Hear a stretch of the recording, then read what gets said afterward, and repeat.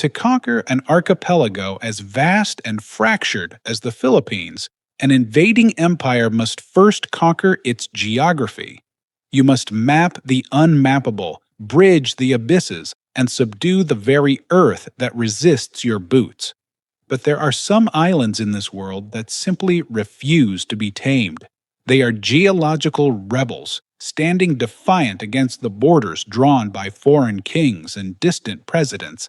They are places where the environment itself fights alongside the people, turning every ravine into a fortress and every river into a fatal trap. As the Americans pushed deeper into the archipelago, they realized the maps they inherited from the Spanish were virtually useless. The illusion of total control shattered as they moved away from the capital. We are punching through the storm clouds now, descending upon the easternmost flank of the Visayas. This is Samar.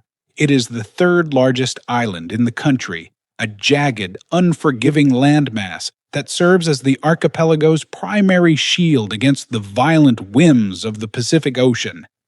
Welcome to Samar, the Eastern Shield.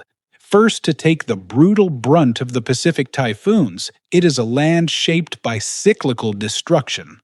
The coastlines are not the pristine white sands of a tourist brochure. They are violent, cinematic battlegrounds where the ocean relentlessly hammers against towering, razor-sharp limestone cliffs. To the Spanish, it was a backwater to be avoided. To the Americans, it was a logistical nightmare. To the indigenous Waray people, it was an impenetrable sanctuary. Venture past the lethal coast, and you enter a porous, subterranean world. Samar is a land of endless, winding rivers that flood without warning, and an ancient, suffocating jungle that swallows the sunlight. Beneath the dense canopy lies a massive network of pitch-black limestone caves. These dark, dripping catacombs had hidden indigenous rebels from Spanish tax collectors for centuries.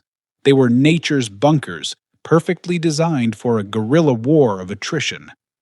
Its interior was a fortress of mud, malaria, and mystery. For the American soldiers sent to pacify this island, the jungle was a psychological terror.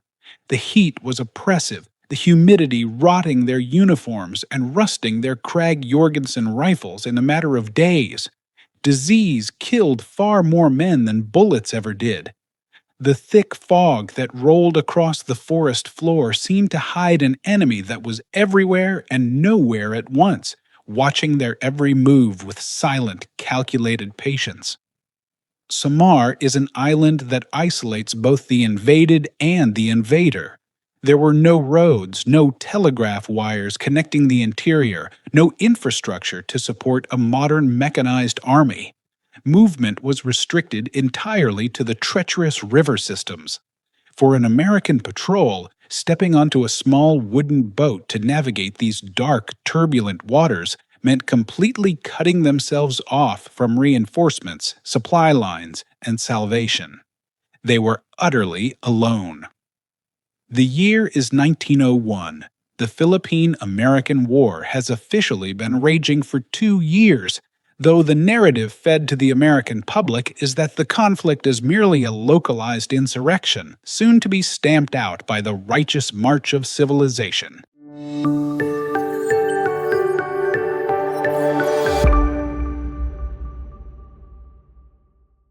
By the spring of 1901, the American Empire thought the war was finally coming to an end.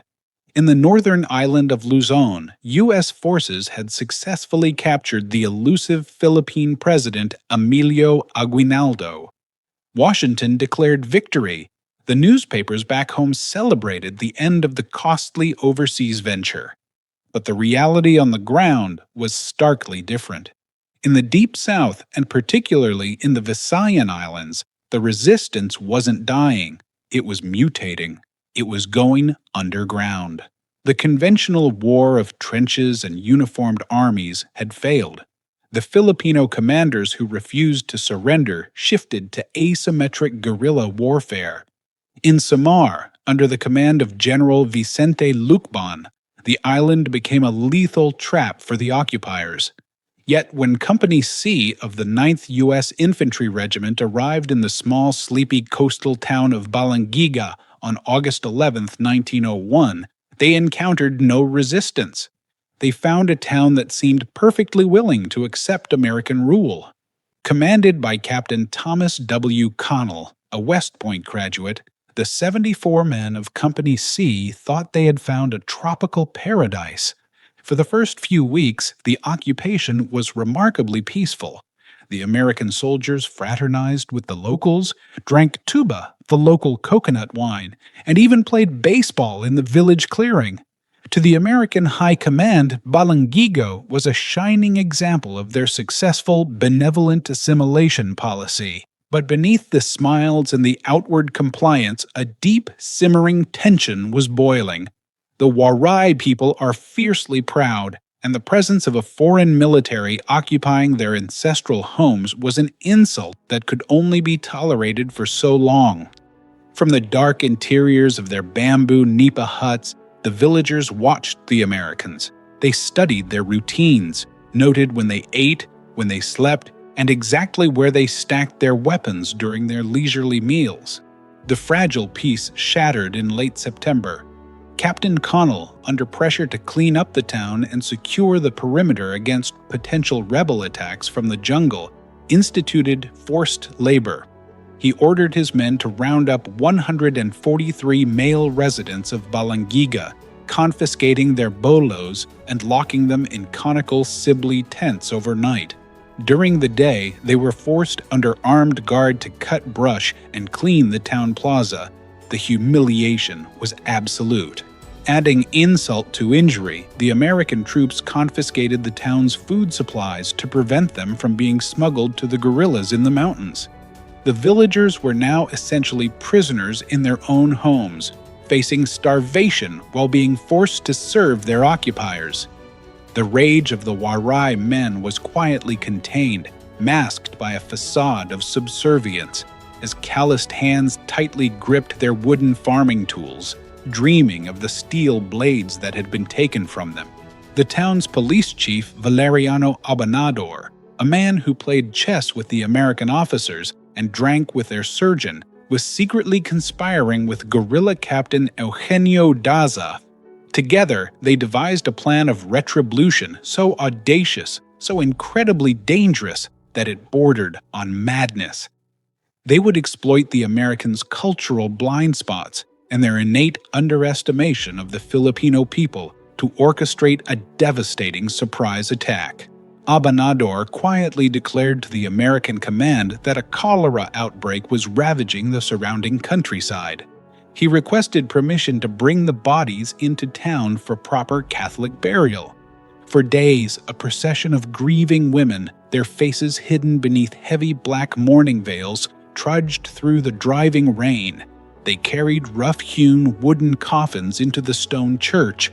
The American sentries, bored and wanting to avoid the dreaded disease, simply waved them through without inspection. But there were no cholera victims inside those wooden boxes, and the grieving women weeping in the rain were not women at all. Once inside the dark, cavernous sanctuary of the Spanish-era church, beneath the flickering light of 100 candles, the figures threw back their black veils. They revealed the hardened, scarred faces of some of the fiercest guerrilla fighters in Samar. They had infiltrated the heavily guarded town right under the Americans' noses. The heavy wooden coffins were quickly pried open in the dead of night. Inside, they were not filled with the dead, but with the instruments of death. Dozens of razor-sharp bolos, kriss swords, and heavy agricultural machetes gleamed dangerously in the candlelight. The weapons had been smuggled in, piece by piece. The men silently distributed the blades, wrapping the hilts in cloth for a better grip. They waited in the darkness of the church, listening to the rain, waiting for the dawn. Morning broke on September 28, 1901. It was a Sunday. The humid tropical air hung heavy over the plaza. In the American camp, the soldiers of Company C awoke to a seemingly normal day. They left their barracks, casually walking out into the open air to sit at the mess tents for breakfast. Because it was a secure area and they felt entirely at ease, the men were unarmed. Their Krag Jorgensen rifles were neatly stacked in pyramids inside the barracks, far out of arm's reach, while the Americans laughed, drank their coffee, and ate their rations of corned beef and hardtack. The entire town of Balangiga held its breath. The forced laborers who had been brought out of their tents to begin their morning work in the plaza were subtly positioning themselves. There were no shouts, no battle cries, just a heavy, suffocating silence. A local worker, pretending to stumble, dropped a coconut to the dirt floor. It was a silent, terrifyingly coordinated final check. Suddenly, Police Chief Valeriano Abanador casually walked up to Private Adolf Gamlin, who was walking his sentry beat across the plaza. In a flash of blinding violence, Abanador grabbed Gamlin's Krag rifle, ripped it from his hands, and smashed the heavy wooden butt directly into the soldier's skull, dropping him instantly to the earth. The illusion of peace evaporated in a fraction of a second. The trap had been sprung. With the sentry down, Abanador turned toward the ancient stone church, raised his voice, and screamed the signal. "Attack, brothers! Let us finish them!" Inside the church tower, a guerrilla fighter who had been waiting in the dusty shadows for hours lunged forward. His calloused, sparred hand aggressively gripped the thick, frayed hemp rope connected to the massive bronze bells above. He threw his entire body weight backward. The deafening metallic roar of the Balangiga Church Bells shattered the Sunday morning calm. Clang! Clang! Clang! This was not a call to prayer. It was the terrifying soundtrack of a coordinated slaughter. The massive bronze bells swung violently in the tower, sending a shock wave of sound across the plaza, a chaotic rhythm that signaled the guerrillas hiding in the jungle, the men in the church, and the laborers in the square to strike all at once. The heavy wooden doors of the church burst wide open. Hundreds of Waray warriors, screaming with years of pent-up fury, poured out into the sunlight with their bolos raised high. At the same exact moment, the laborers in the plaza produced hidden blades and fell upon the American soldiers in the mess tents. The Americans were completely caught off guard. Men were hacked to death before they even had a chance to stand up from their breakfast tables. It was brutal, close-quarters, hand-to-hand combat. A massacre in the truest sense of the word. Some American soldiers managed to fight their way to the barracks, breaking open boxes of ammunition with their bare hands to load their rifles, but they were overwhelmed by the sheer numbers and ferocity of the Waray fighters. In a matter of minutes, Company C was virtually wiped out. Out of 74 men, 48 were killed, and nearly all the survivors were severely wounded. It was the single worst defeat suffered by the United States Army since the Battle of the Little Bighorn decades earlier. The Filipino guerrillas captured dozens of modern rifles and thousands of rounds of ammunition before melting back into the impenetrable jungle. A deafening, horrific silence fell over the blood-soaked plaza of Balangiga. The invincible American empire had been humiliated by a town of farmers armed with nothing but machetes and a brilliant, ruthless strategy. When the telegraph lines crackled with the news of the Balangiga Massacre, the reaction in the United States was one of profound shock, quickly followed by a demand for absolute vengeance. The American public, fueled by sensationalist newspaper headlines, demanded blood. The U.S. military command in the Philippines, embarrassed and enraged by the defeat, decided that Samar needed to be made an example of. The rules of engagement were about to be thrown out the window. The man chosen to execute this vengeance was Brigadier General Jacob H. Smith, a veteran of Wounded Knee, known to his men as Hell-Roaring Jake. Smith was a man devoid of empathy, a hardline imperialist who viewed the indigenous population as savages who only understood the language of overwhelming, brutal force. As he stared out over the map of Samar, His eyes cold and sunken, he devised a punitive campaign that would live in infamy as one of the darkest chapters of American military history. General Smith called upon Major Littleton Waller of the U.S. Marines to lead the expeditionary force. Smith's verbal orders to Waller were explicit, illegal, and utterly terrifying. He did not order his Marines to capture the guerrillas or to win back the territory. He ordered them to erase the population. "I want no prisoners," Smith commanded. "I wish you to kill and burn. The more you kill and burn, the better it will please me. I want all persons killed who are capable of bearing arms." When Major Waller, taken aback by the sheer barbarity of the command, asked General Smith for an age limit to clarify what constituted a person capable of bearing arms, Smith's answer chilled history. 10 years and up, he replied. Any male child over the age of 10 was now a sanctioned military target. The American forces were authorized to shoot on sight, transforming a counterinsurgency operation into a scorched earth campaign of wholesale slaughter. And so, Samar burned. The U.S. Marines marched across the island like the wrath of God. They systematically torched every village they came across, shooting anyone who fled into the jungle. They slaughtered the livestock, the water buffalo essential for farming, and burned the rice harvests to ensure that anyone who survived the bullets would ultimately succumb to starvation. It was a calculated, industrialized effort to break the spirit of the Waray people through absolute deprivation and terror. Even the grand Spanish colonial churches, the centers of community and faith that had stood for centuries, were not spared. Believing that the priests were aiding the rebels, American troops looted the sanctuaries and reduced the stone structures to blackened, smoking husks. The coastal towns that had once bustled with trade and life were reduced to piles of ash and rotting corpses. The island was cut off from the world, left to bleed out in the dark. General Smith's horrific vision was fully realized. He had ordered that the island be made a howling wilderness, and his men delivered exactly that. While the exact death toll is heavily disputed by historians to this day, it is estimated that anywhere from 2,000 to over 10,000 Filipino civilians and combatants perished in the retaliatory campaign.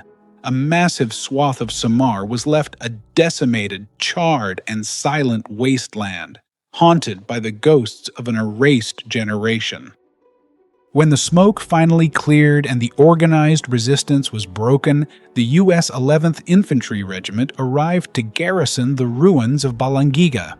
As a final act of dominance, they tore down the 3 massive bronze bells from the ruined church tower. These bells, which had signaled the deaths of their countrymen, were claimed as war booty.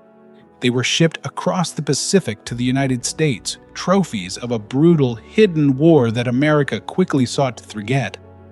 For over a century, the Balangiga Bells remained in exile. 2 of them were proudly displayed at the F.E. Warren Air Force Base in Wyoming, flanked by brick walls and American flags, their tragic origins obscured by military pride. The 3rd bell traveled with the 9th Infantry Regiment, eventually finding itself on a military base in South Korea. To the American military, they were symbols of a hard-fought victory. To the Filipino people, they were stolen heritage, the plundered soul of a traumatized town. Back in Samar, the belfry of the rebuilt church of San Lorenzo de Martir stood empty for 117 years. It was a glaring, moss-covered wound in the center of the town, a constant reminder of the massacre, the burning, and the theft of their history. Generations of Waray people grew up looking at the empty arches, listening to the stories passed down by their grandparents of the morning the bells rang for war, and the nightmare of the howling wilderness that followed. Bringing the bells home became a crusade for the Philippines. It took decades of intense, frustrating diplomatic fighting. Presidents from Fidel Ramos to Rodrigo Duterte aggressively lobbied the U.S. government. American veterans groups pushed back fiercely, passing legislation to block the return of what they considered memorials to their fallen soldiers. It was a bureaucratic stalemate, a battle of national memory and pride waged with heavy red ink stamps and endless negotiations. But finally, after 117 years of exile, geopolitical tides shifted. In December 2018, an American military transport plane touched down on Philippine soil, carrying the 3 bronze bells. When they were transported back to the town square of Balangiga, thousands of people gathered. The crowds wept openly in the streets. Elderly descendants of the survivors reached out with trembling hands to touch the cold, weathered bronze, reconnecting with a fractured piece of their ancestry. Samar was broken, burned, and bled to the very edge of extinction. General Smith tried to wipe them from the earth, to turn their home into a monument of ashes. But the island of deep caves, violent typhoons, and endless rivers endured. Today, the coastal town of Balangiga is lush, vibrant, and green. The sun breaks through the storm clouds, illuminating the rebuilt town plaza, where the bells now rang not for war, but for the resilience of the human spirit. The giants of empires, the Spanish with their galleons, the Americans with their crag rifles, came with fire and steel to claim the archipelago. But they underestimated the land, and they underestimated the people. The empires eventually came and went, fading into the pages of history, but the Waray people remained. They survived the howling wilderness, proving that while you can burn the jungle, you can never truly conquer the deep, unshakable roots of the archipelago.